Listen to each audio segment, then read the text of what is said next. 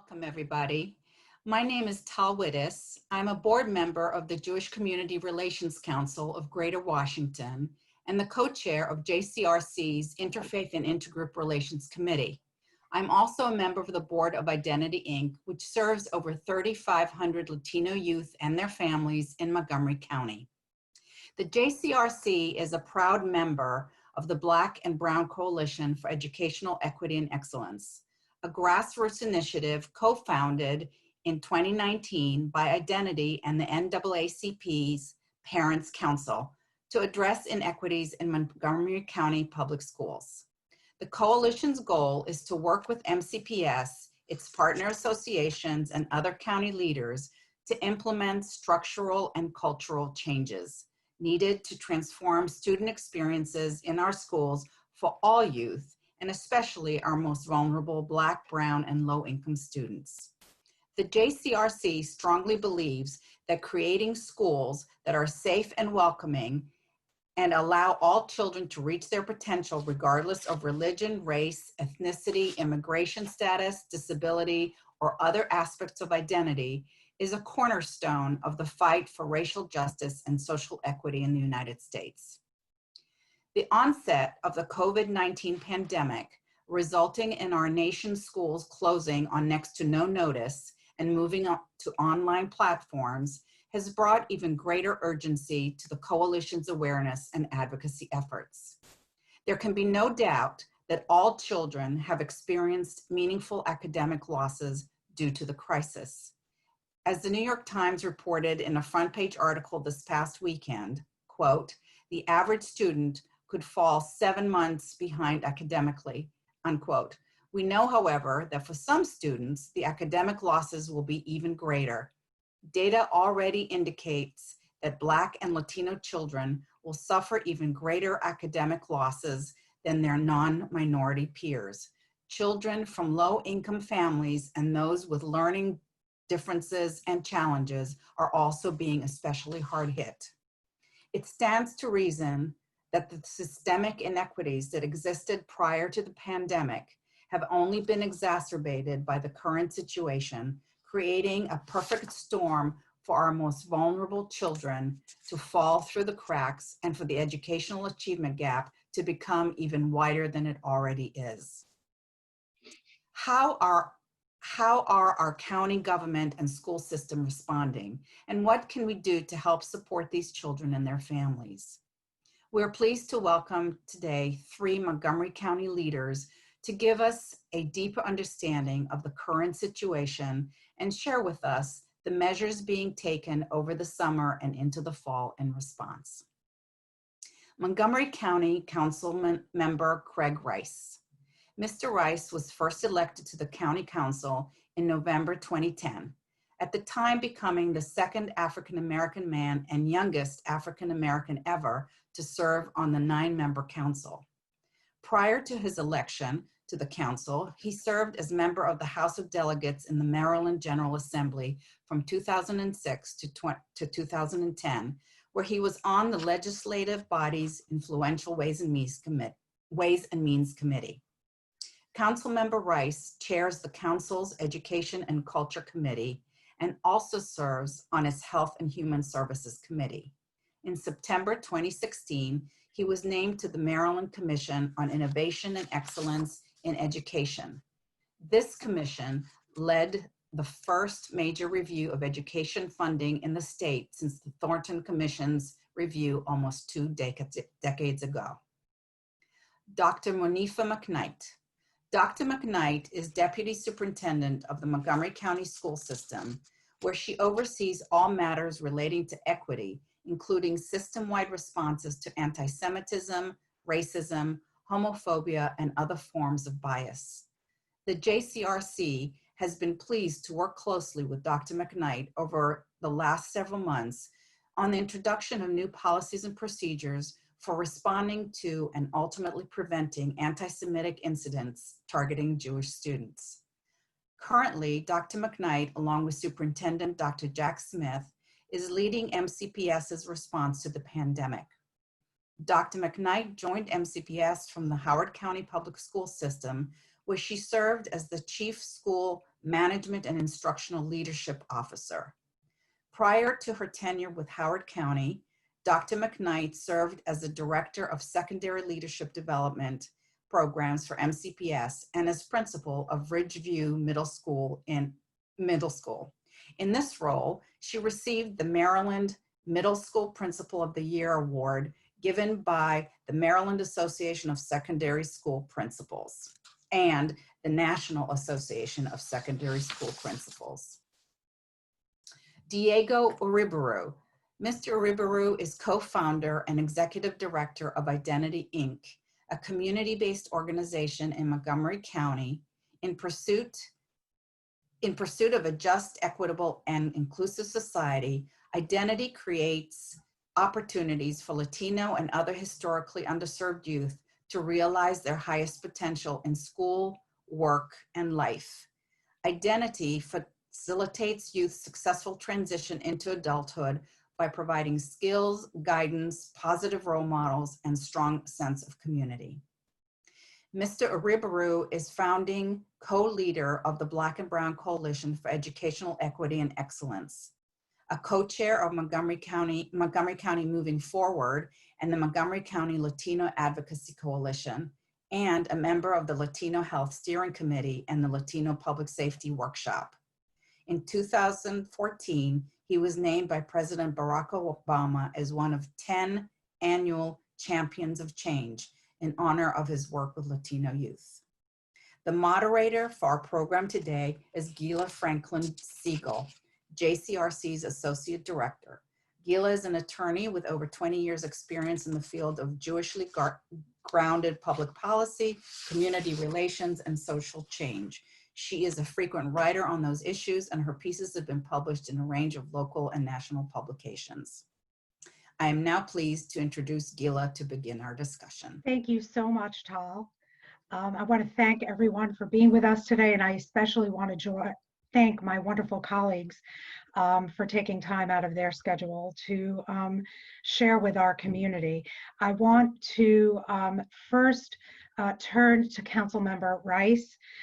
It's been an incredibly difficult, painful couple of weeks in our nation and our community with reference to race relations.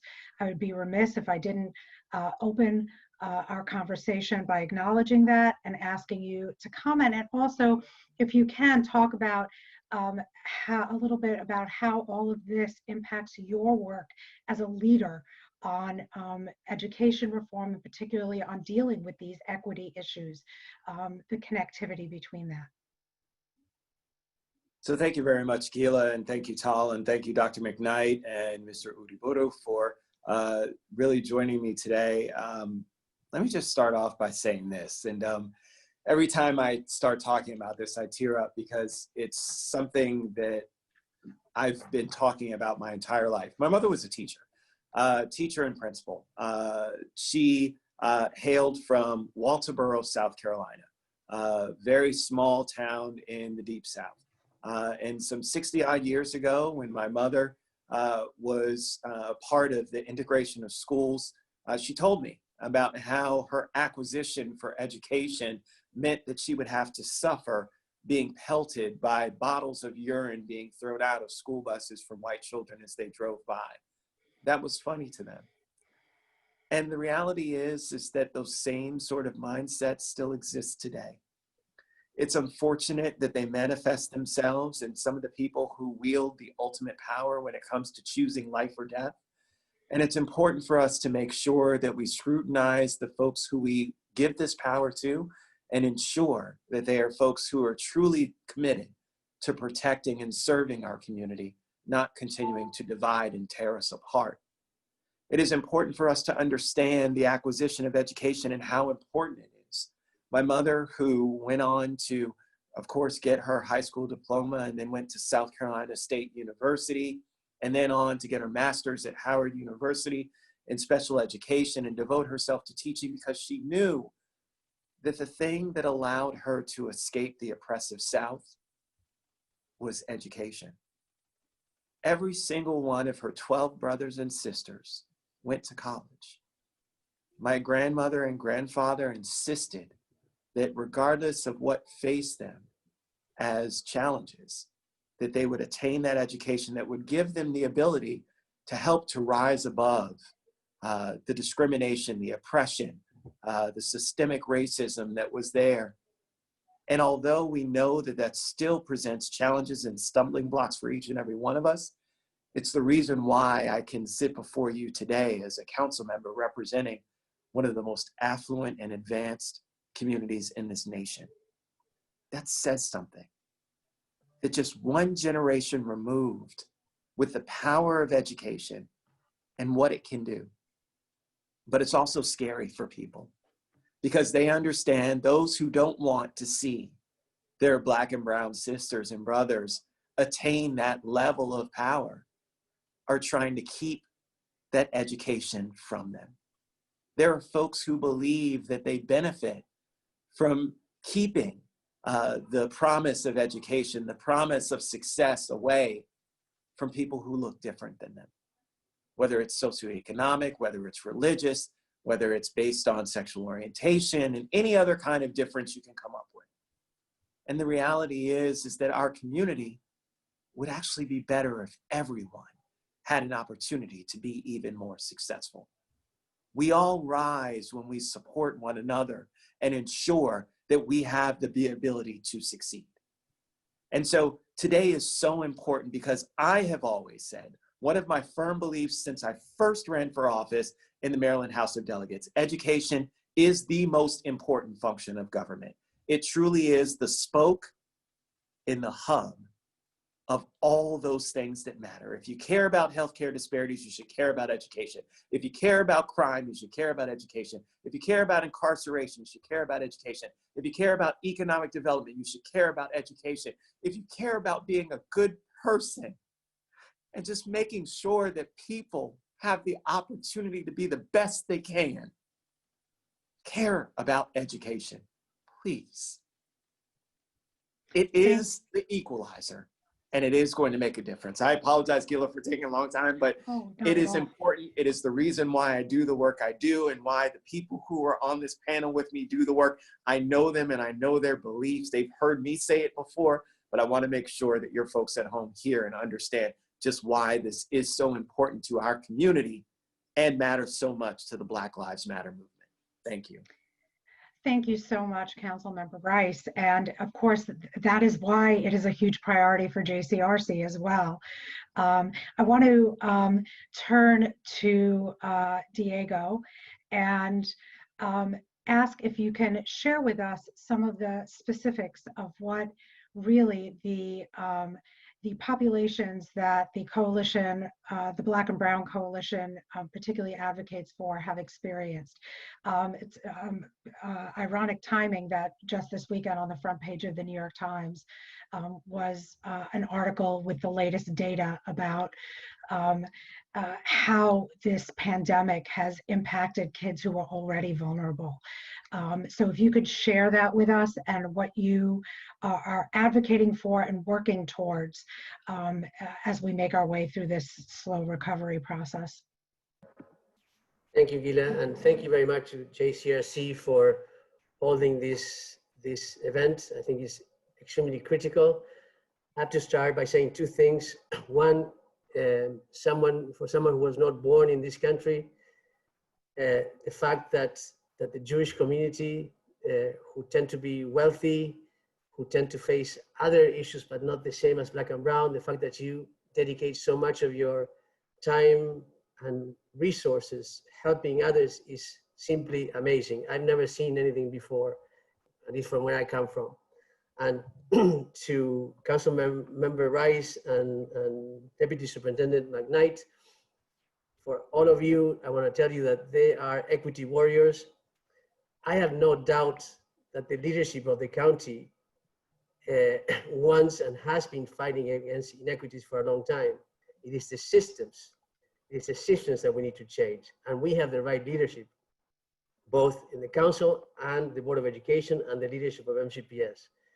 But something doesn't transfer from what the leadership wants into what will be best for all, particularly for those who have been left behind for a long time.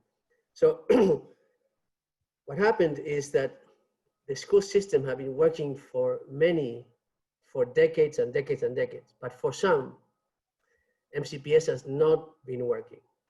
No? And prior to COVID, Black and brown students and poor students have not been doing as well as their other peers. A few, and again, these have been, what I'm about to say has been spearheaded by MCPS's leadership and by the Board of Education when they really had a deep dive into their own data to really identify inequities. And they found out, for example, that if you're black or brown, and we tend to go to poor schools, they tend to be taught by novice teachers almost twice as much as your white or Asian peers. That if you're black and brown, when you go to schools, those schools in elementary and middle school are led by novice principals. So you have the kids that need the most with the teachers who might be very passionate, but some of them don't have the tools. They have not developed the tools yet to really provide our young people with what they need. And then you have principals who are also new, who are dealing with in the most complex pockets of poverty, where all these young people come with lots of issues into the school, with little support at home. So that data came from MCPS. Another set of data that came from MCPS was that when black and brown students had the same score in the state math test, they were not invited at the same level to participate in higher level courses. The superintendent already fixed that piece. So there have been inequities prior to COVID. Now, what COVID did is that exacerbated these inequities by the end. You have families, despite the tremendous efforts that MCPS has done, because you have to applaud MCPS for their efforts, try to give Wi-Fi and Chromebooks to people that don't have them. But it's really difficult to use those Chromebooks and to learn when your family is hungry, when your parents, if you have two parents, the majority are one parent, headed by the mother, is trying to pay rent and they're desperate because they're not protected by the eviction freeze because they have informal leases. When you live in an overcrowded situation, the majority of these families rent bedrooms, one family for one bedroom, and their families in next door bedrooms. So there's no quiet space. The mental health issues, there's a lot of trauma in the black and brown communities that have been unaddressed. And these traumas have been exacerbated by the situation. Imagine the anxiety that you must feel when you cannot pay the rent and you don't know what's going to happen. If you and your 5 children, because the average family that Identity serves used to be 6, now it's 5, but you have 5 individuals that you have to deal with, that you're responsible for, and you don't know what you're going to eat, how you're going to pay the rent, and your traumas, that you had in the past, and your children have been triggered. So it is the perfect storm in terms of education. That's why it's so difficult. Of the thousands, I think, and Monifa can talk about, but I think it's 2,000 or 3,000 young people who have not logged in, at all during this time. 75% of those are black and brown students. And then the fact that those who have logged in doesn't mean that they have learned. So we are in a very, very difficult situation, our black and brown students and families, and those with learning disabilities and as well. So that is a situation. We are also, I end by saying that we have the Black and Brown Coalition has a lot of faith in our leadership, but our leadership needs help from the outside to remove the barriers to doing the things that they know they have to do. Thank you so much, Diego, for laying all of that out. And so I want to turn to Dr. McKnight now. And what we have been hearing from our grassroots perspective, in addition to everything that Diego spoke about, was also challenges, as Diego referenced, experienced by those students who have any kind of learning differences, a proportion of whom are overlapped with the Black, Brown, and low-income population in Montgomery County Public Schools. Everything, as I was preparing for this and parents were reaching out to me, everything from a student who has hearing loss, who can no longer access audiobooks and can't participate in Zoom classes, to children with ADHD, children whose 504s and IEPs require one-on-one interaction that just isn't possible, and who are therefore not engaging. So looking at all of these children together, all of the children for whom this experience just didn't work, and it was a Herculean effort on the part of Montgomery County on next to no notice to switch to this platform. And I can only echo what Diego said, that, you know, that I am just so impressed by and grateful for the openness with which our leaders, including yourself and Councilmember Rice and all of our community leaders, are really trying to deal with an unprecedented situation. Who could have predicted this? Can you talk about what the school system is doing, both in terms of summer learning and in terms of going forward in the fall, to really shore up what's already been done, given both the losses that children have had and the fact that going forward we may not be back fully in the classrooms for a while, and what MCPS is doing to have a laser focus on these particular kids who are the most vulnerable. Absolutely. First of all, I'd like to say thank you, Gia, for inviting us and having this forum today to discuss some very important topics that are impacting our entire community in so many different ways. And I couldn't be more proud to sit here on a panel with Diego, Councilmember Rice, and you, and JCRC, because you all have been partners in this work, I know, ever since I got back into this position in MCPS. And I think that's important to highlight, because the priorities that we're talking about today, whether they are related to race relations, whether they are related to disparities or inequities that exist within our student groups and their learning, that conversation has to happen all the time, and it can't be in a result of an event that has occurred. And so that's the great thing about being a part of this community and having partners such as yourselves, because the conversation has to always happen, and it can't ever lose momentum, because on the other end of everything that we're planning for, there is a student on the end receiver of all that we're planning for, who is benefiting or we want to benefit, and who is experiencing their education in one way or another. And we want that to be meaningful. So I will start by saying, you know, so in March, you know, we came and everything changed in March, I'll say.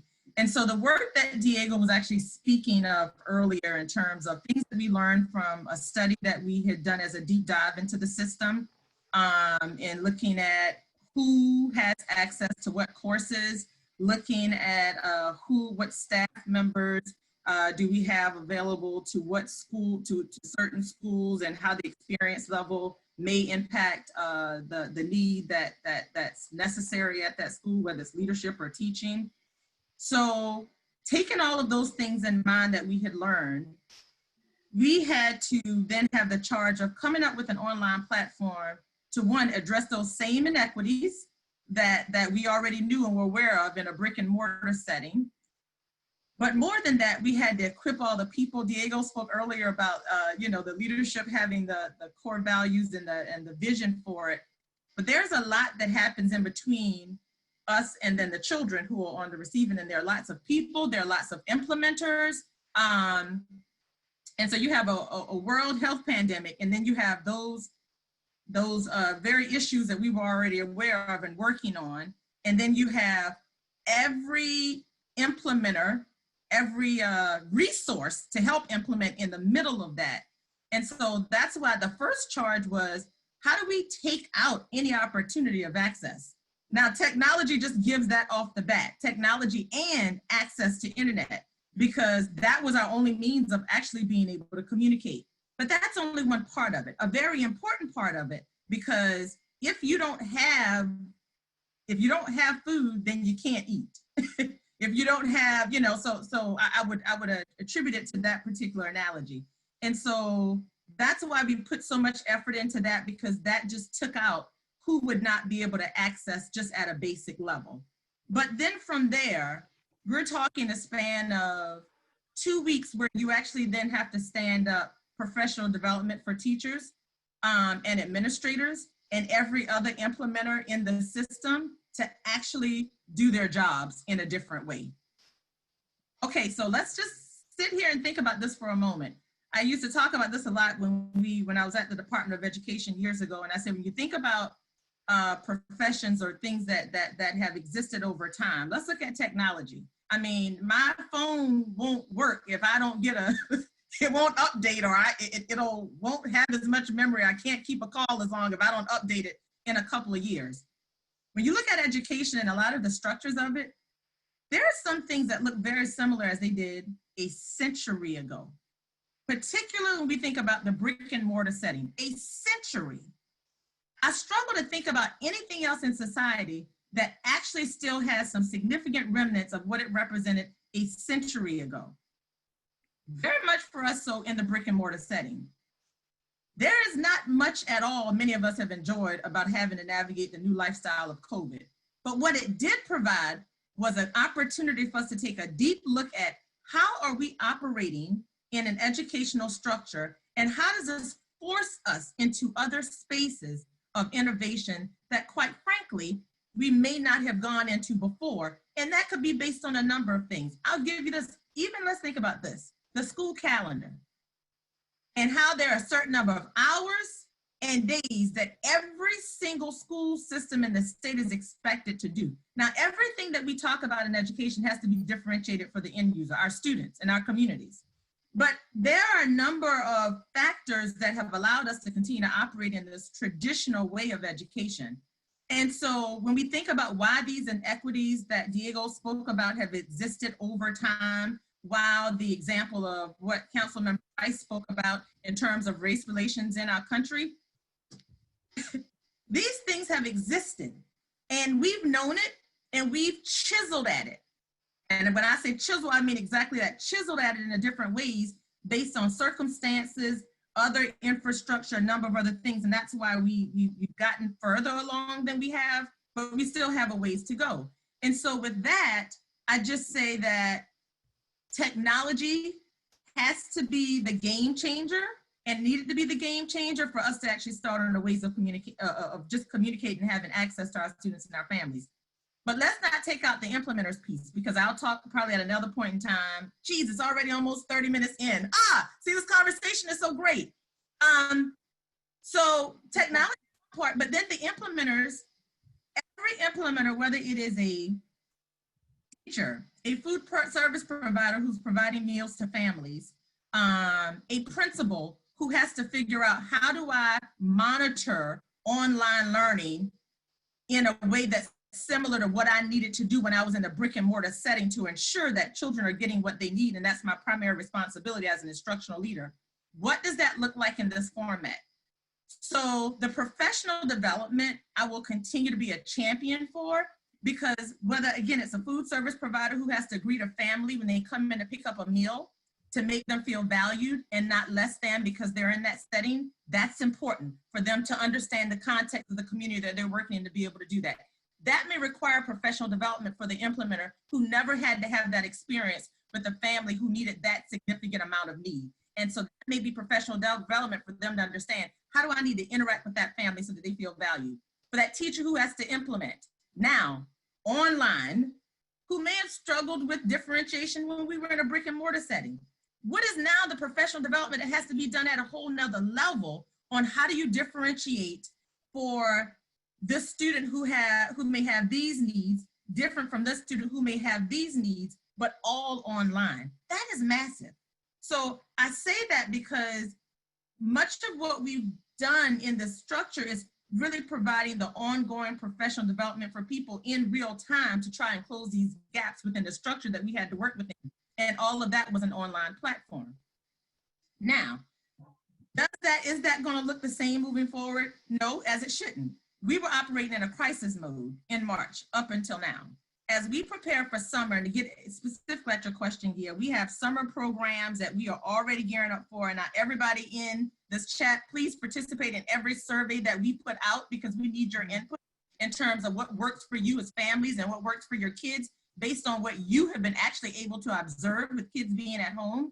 Let us know what that is, because we're taking that feedback and utilizing that to plan out these summer programs. Like, for instance, we're going to continue our extended year programs for high school and middle schoolers online, but we put the survey out, and actually we've gotten lots of feedback from people on what worked in the online setting and what didn't. How do we need to differentiate for those students who were already their first time this year given the opportunity to be in an advanced math class when they've always shown the ability to do it, never had the opportunity? How do we make sure they don't get the lost time since we've been online? That requires us looking at how they have been able to perform on this online platform and say, okay, how do we create these smaller settings for these students this summer? How do we work with the teachers to make sure they are very, not just certified, but very experienced and skilled in this subject of mathematics to be able to provide that experience differentiated for their student? And so the summer programs we are extending in many different ways. We're even putting up Saturday school this summer, which is something we have not done before for our students. And I could go on, but I'm going to stop myself. Councilmember Rice and I worked on a project around coding that really is to support all types of skills, mathematics that will be online for students with a number of different partners this summer. Again, thinking about who are those students who've relied on those experiences that we've had before COVID, and we don't want them to lose interest or lose an opportunity to extend on that. So I'll get more specific as we go into all of this, but we really have put a lot of planning into summer programming for each level specifically, and identifying the students along with the help of the teachers and the school building staff to say, who are those students who may have had lost learning time and experiences on this online platform, and how are we engaging them specifically and planning for that in the small group settings, in the instruction, in the resources, and in the time that we're going to commit to them, because we're also looking at, just extending our programs longer so that we can make up for that lost time, and all of that knowledge still putting into the planning for the fall, which I'll come back to. Thank you, Monifa. And will there be more slots available for summer learning than there are in a typical summer? Yes, great question. Yes, because here's the great thing to online. Right.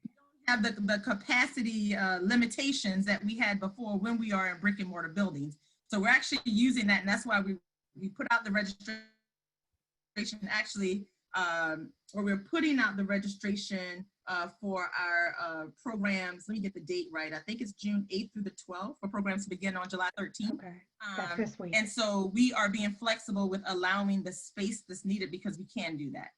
Okay, thank you. And afterwards, I would like to post on JCRC's website links to some of these resources for parents who that would be helpful for. I want to turn now to Councilmember Rice. A lot of the questions that have come in, of course, have referred to budget, because everything that Monifa has discussed requires additional funds. We are in an emergent situation. And just as more funds are required to meet the crisis, there are less funds available.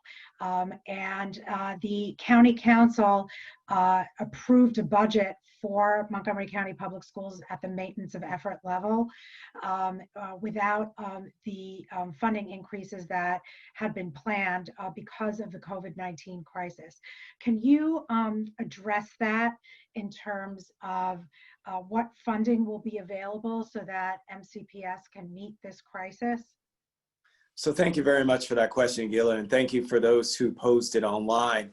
Let me first start off by saying that the maintenance of effort budget that we passed was a placeholder. Let me just be very clear about that. In my conversations with Dr. Smith and Dr. McKnight and Ms. Evans, President of the Board of Education. That had always been the idea, was to set this as the baseline for us in moving forward, understanding that we knew that we'd have to come back. We did this not only in a conversation around operating dollars, but also in capital expenditures as well. So there's going to be a revisiting of this. Clearly, what we need to understand is how much of the 138 million we can leverage towards our schools. Keep in mind, this is reimbursement dollars. And so the federal government has very strict guidelines. Some of it will be reimbursable, some of it will not. I know that in my conversations with Dr. McKnight and Dr. Smith, we're looking at upwards of $100 million alone in terms of additional expenditures for MCPS. I can promise you that as a person, and I'm only one individual, but I do chair the Education and Culture Committee. As one individual, my conversations have solely been around making sure, and my message has been, MCPS, do what you need to do to make sure that we continue and advance the learning of our students, and whatever we need to reimburse you, we will do that. And you see Dr. McKnight's head shaking because she knows the governor, to give him fair credit, has also said that. Through Dr. Salmon has made that comment. And so folks have promised that the money will be there. I will just say where one promise wasn't kept. And I want folks to understand this because we were counting on that money to be coming in to help address. Keep in mind, when I started with the current commission 3 years ago, we said, continuing to do what we have been doing is indefensible. It would mean that a large and growing fraction of Maryland students, those who the system is now failing, will fall even farther behind. That was our justification for what we needed to do when it came to passing the Kerwin Commission legislation. Keep in mind, as you heard from Dr. McKnight, it is the Commission on Innovation and Excellence in Education. So what you heard Dr. McKnight say about innovative, that's a part of the Kerwin Commission recommendations. The governor vetoed this. The governor vetoed this. So let me be very clear. And so we now need to put pressure on our state legislators to make sure that they override this veto as quickly as possible so that we can get that money flowing to help offset some of the money that as localities we continue to do. But let me be very clear, as we've done before. Even if we don't get the money from the state, we know how important this is, and this needs to happen and will happen. It is a priority for us, and we will continue to make sure that we continue to fund our schools at the level that's commensurate with excellence, not just with where we were before, which was excellence for some. We want all of our students, and Dr. Smith says this all the time, and I love it. All means all, which means all of our students have the opportunity to excel and thrive and be successful here in Montgomery County Public Schools. We know that is not the case right now. We know that. We know that. So again, from our perspective as a council, yes, we stand ready to stand behind our schools and give them all the resources that they need to be successful. And we will do that via supplemental appropriations and other means in which we can continue to ensure that the funding is there. Thank you. Thank you for that. And of course, JCRC is always engaged in advocacy on all of these efforts. I want to turn it back to Diego now. Now that we've heard about some of the systemic plans, the budget, the upgrading of technology, the professional development. Two questions. What does that look like for what Dr. McKnight termed who are the end users, the students? What do you feel students who have fallen through the cracks, who are not engaging, what are the specific things that will make the biggest difference in their day-to-day experience to get them reconnected to the education system? And then another big question that we received was what individual people can do to help. I know that there are so many people who really recognize this need, that even in the midst of our own challenges in dealing with this crisis, that we understand that others are suffering even more acutely, and we have a wealth of people power here who just want to be able to help. So can you address both of those questions? I will do my best. And I'll start with the second, because to me, it is the most important question. Craig mentioned a few minutes ago when he was talking that he was going to get the budget to MCPS so that Monifa could do what she needs to do. I want to tell you that Monifa has barriers in doing what she needs to do. We think that, like the superintendent, like we do at home, we can make a decision and our children will do what we say we do. Things are not as easy in MCPS, and that's what we have discovered through the Black and Brown Coalition. So that sometimes the superintendent and the leadership team and the board and Craig and others might have ideas and what should be done, but the implementation gets very complicated because there's barriers to what they can and cannot do. So we are hit right now by two earth-shifting events. No, police brutality on the one hand that has existed for years, and it has, and COVID, and both have laid to bear the inequities and how these affect Black and Brown a lot more than others. No, so to me the time is now. If we are going to make changes that are going to benefit our children, it needs to happen now. So what people can do, and there's two things that we have asked, two overarching things that we're asking of one of the Board of Education, or the two from the Board of Education, but also of the superintendent, of the council, and of the unions. One is what we call, and others have called it, all hands on deck. MCPS has tens of thousands of employees, but an identity that I lead, for example, we just shifted. All of our staff were doing programs, and we say you have to reduce your programs so that you are going to allocate 70% of your time to do case management, because that is what our population needs. We need to have them with food, we need to have them with rent, we need to have them with mental health, and that is a priority. It is difficult for MCPS to make that shift so quickly because there's barriers to that. So we want everyone within the educational entities leadership, and that is MCPS, it is the board, the unions play a very important role there, and the council, to pull in the same direction and to put students first. No, if the contract said one thing before, okay, then let's be flexible and let's put kids first. The other one has to do with the budget. The budget needs to be realigned. No, the MCPS will receive MOE at least at the beginning, and therefore the Board of Education needs to make decisions as to how they use those funds. And we are saying that all students have suffered due to COVID, but some have suffered a lot more. And that suffering came on top of suffering that had happened, you know, for a longer time. So what we can do is join forces, and JCRC has joined forces with the Black and Brown Coalition to really advocate for the elimination of barriers.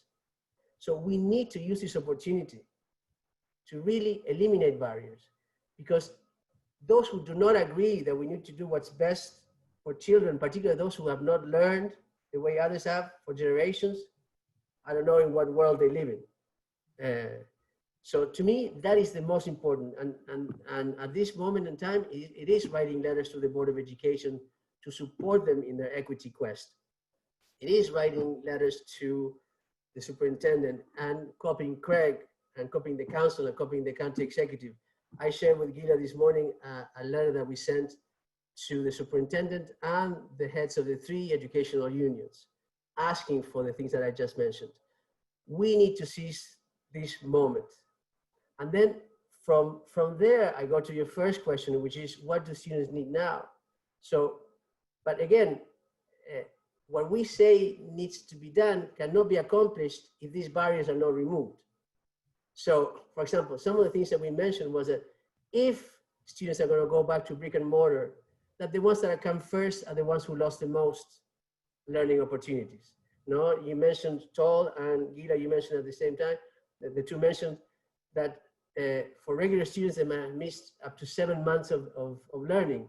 but some is years of learning, no? Because their knowledge was not solid to begin with, and this.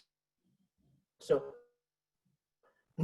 another one, to have effective teachers, no, really teach the ones who have, the students who have missed the most amount of work, which didn't happen before.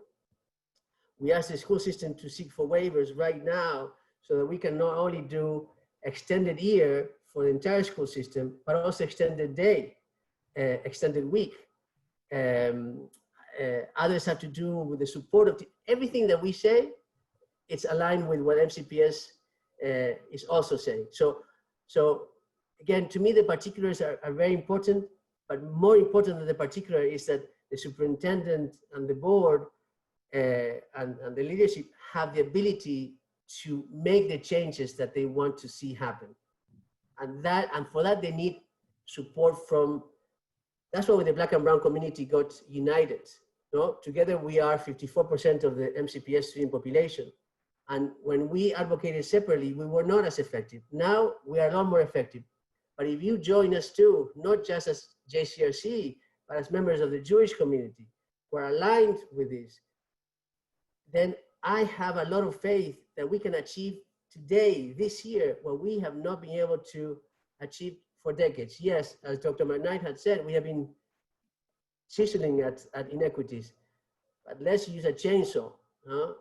This is, maybe that's a really bad analogy, but anyways, you understand what I'm saying.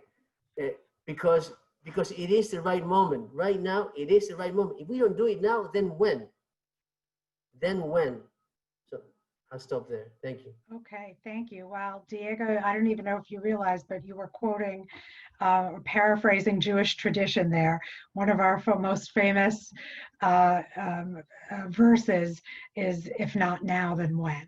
So, and that is, and it starts by saying, if I'm only for myself, then who am I? And so I think this conversation pretty much encapsulates all of that. I'd like to turn to Monifa to respond to what Diego has raised in terms of those specifics for extended learning. And I want to throw one more thing in there because I really want to be able to end this call, this webinar, with specific ways that members of our community can take action. And I will say that in terms of reaching out to the Board of Education, JCRC will be communicating with the Board of Ed this week. And we will also be sharing digitally information and materials and mechanisms for individual members of our community to reach out to the Board of Ed, which is meeting this week on these issues to amplify these very important value-driven practical things that need to happen in responding to this crisis as we drag ourselves through this recovery period. But Monifa, if you could respond to Diego, and also I'm going to add in there, there's a current ban on volunteer engagement with MCPS. I assume that is for understandable reasons of volunteer management capacity, security, online security and privacy and all of that. Can you speak to that as well? Because I know Councilmember Rice and I had spoken about that as being yet another barrier in terms of harnessing the goodwill of our people power here in Montgomery County. So Dr. McKnight. Thank you, Gia. I really appreciate you raising those three areas. To what Diego spoke about, I think a critical part that he was highlighting is everyone has a responsibility in what they contribute and how they contribute to this opportunity that we have in front of us. And that's all of us, myself included. And one of the steps we did this year was, as we created the MCPS recovery of education plan for the summer and fall, a part of just not the leaders or the chief leaders in MCPS, we included our association presidents to be a part of that also. And that was just at an attempt of what Diego said. You know, we have many implementers, and we have to have the conversation of how everybody supports the stakeholders in a way to address these needs that are coming up. And so it's been great to have them as partners in that work and to understand beginning to end all that it's taking to build it. The other part Diego highlighted was, in which I applaud him for it, because the Black and Brown Coalition has been very good about holding the system accountable as they should, about making sure the community's voice is prevalent and available as we map out these opportunities. And, you know, in COVID does present an opportunity where, because we're all zoomed out, as I heard my minister say yesterday, and everybody's like racing for 15 hours a day from meeting to meetings online. It's important for us to continue to think about, one, how do we connect, but how do we connect in a way where it's not just about efficiency? Because sometimes efficiency is just about the easiest and quickest way to get things done, and maybe not make it as much a meaningful experience that we would desire to have when we do something or we build something in true collaboration. So I appreciate the Black and Brown Coalition for being partners to always say, what do you need? Is it voices that you need? We have that. Let's give that to you. And for us on our end to make sure we're using those voices in a critical way to actually build and not just react. So, so I appreciate what Diego was sharing there about that, because that's what's going to help us, as Diego said, use the chainsaw versus the chisel or whatever it may be, to really make impact in a meaningful way, because it can't just be one voice, because this COVID-19 experience has impacted everybody, the parents, the students, the staff in a very different way. And so we have to have all those perspectives present to address it. And so can I just say, continue to hold us, all of us, accountable for that, and work with us in doing that, because that's how we come up with the best product. To your question, GUILA, in terms of how can everyone help, I think continuing to engage to provide input is what is critical. Like, for instance, I'll think about a few things happening right now. Continue to help us spread the word about kindergarten registration. We don't want people to not take advantage of kindergarten because, you know, they're concerned about everything that's happening. We're all working within the guidelines of the health guidance, but we want kids to continue to engage. And so spread the word about kindergarten registration, that will be important. You know, we're down this year in our kindergarten student numbers, and you know, rightly so. It's the first experience a parent has to have in COVID-19 with sending their child to school, even virtually. So, you know, what does that look like? I also would say that all the opportunities that we have coming up where we're asking for input, put that out to the community. The more input we have, better. And I mean, even as the deputy superintendent, when we put out surveys, like when we come into the meetings, I say, okay, what did we learn? What did we think about coming into this? But what did we find out that was different that people said that was not on our radar? And how do we actually implement that? So the more we can really spread the word and fill out the surveys when you receive them. And what we will make sure we do is keep those links live on our website, and GUILA and Diego will make sure, you know, we send those links out to you to disseminate in the community. And then finally, the volunteerism piece. I mean, we can't do this alone as a school system. Hands down, I don't think we see that we can manage any of the structures that we've provided from restaurants on a basic level to, you know, use of facilities, sports, whether they are associated with the school system or not. None of that can be done without us actually working and supporting one another. The unique part about the school system is we do have lots of guidance and legal things that make us go through hoops to say, how do we access these volunteer opportunities without exposing our students, I guess, in a way, if volunteers are providing a service to our students. And so while we work within those guidelines, I don't want the community to stop saying, hey, is there a way for us to help? Because those things actually help us figure out, well, how do we make adjustments or work within the guidelines to not avoid getting a service that will help our system? And so we're gonna need people in our community help with the professional development I talk about, because we're now going to have to provide some level of professional support and development for our families that we didn't do before, that we really focus on just for staff. Well, if our parents at home are trying to implement the service to students on their end, I'm sure there are things that they need to know and ways that we can engage with them to help them figure out how to navigate those pieces. And so involving the community and what does that look like, and building it will be helpful. How do we provide engaging opportunities for our kids, knowing that they don't have that, and that's very much a part of what they're used to in coming to school.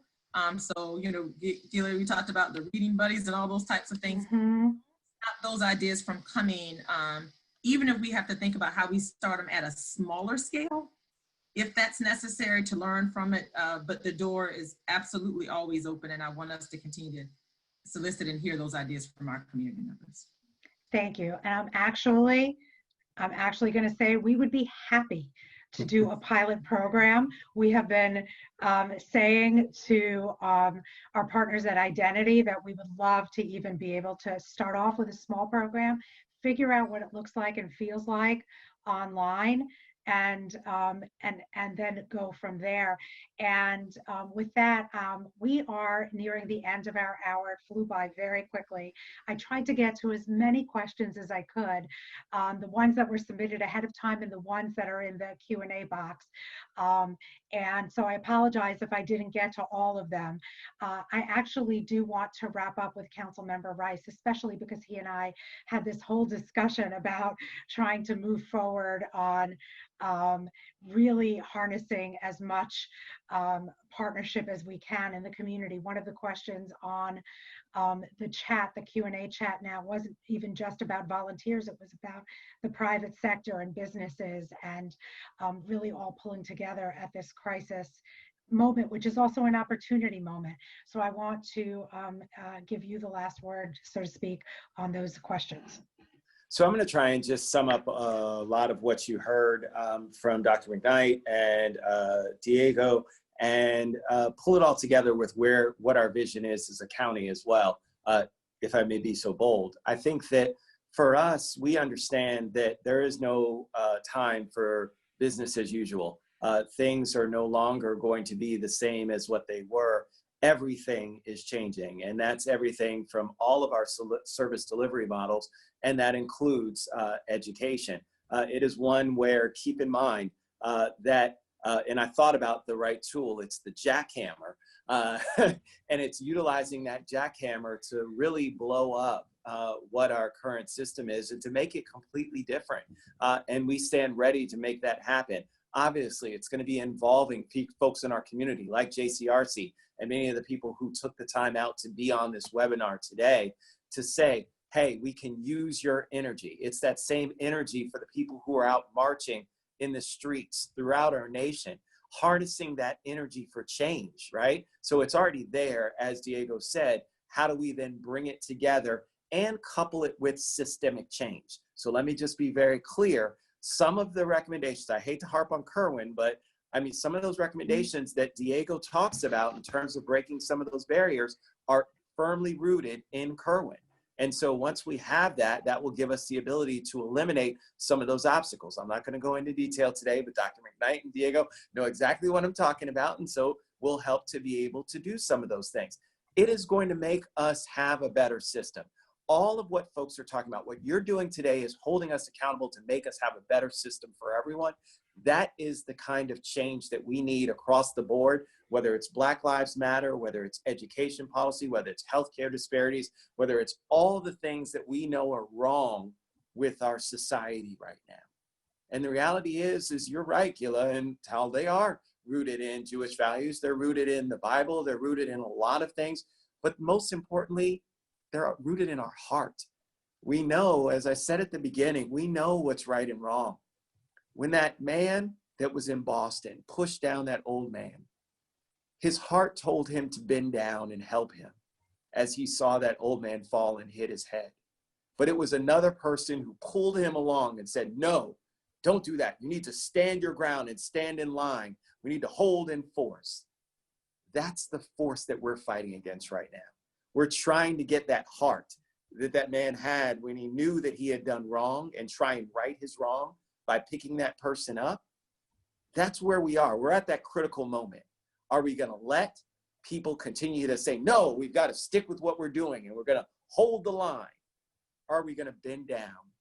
Are we going to get on a knee and understand that we've got to help someone, help them up, understanding and embracing the wrongs that we have put forth? That is the conundrum that we find ourselves in. And I hope I can speak for myself, and I think my colleagues are there too, and that we're ready to atone for the things that we haven't done the way we wanted to. You heard me say that our education system is not where we want it to be, and we have failed many students. But we have the ability to turn that around now. And we can do that with all of the things that we've talked about today, with continuing to invest and make sure that there's systemic change and transformation in our policies, making sure that we continue to focus on those who need the most attention. Those are the ones who are suffering the most right now. Hence the reason why folks say Black Lives Matter. It's not that all lives don't matter, but we've got to focus on who needs the help right now. We need to do the same in our school system. And I'm confident that with leadership like what we've seen, we can actually have that happen. So thank you, guys. Thank you. I want to thank Diego, Monifa, Councilmember Rice for being with us today, and the JCRC staff and Tal for helping us to put this together. I will say that it is an honor and a privilege for JCRC to be working in coalition on these efforts, which really go to the heart of who we are as a society. We will be making these resources available, as well as the action items on JCRC's website, www.jcouncil.org, and we'll be blasting that out. We'll have it out and ready for our community. So I know that this is the first of an ongoing conversation. This is far from the last time we will be engaging in these conversations with our community. And I thank you, and I thank everyone out there for your time. And I wish you all a very good afternoon.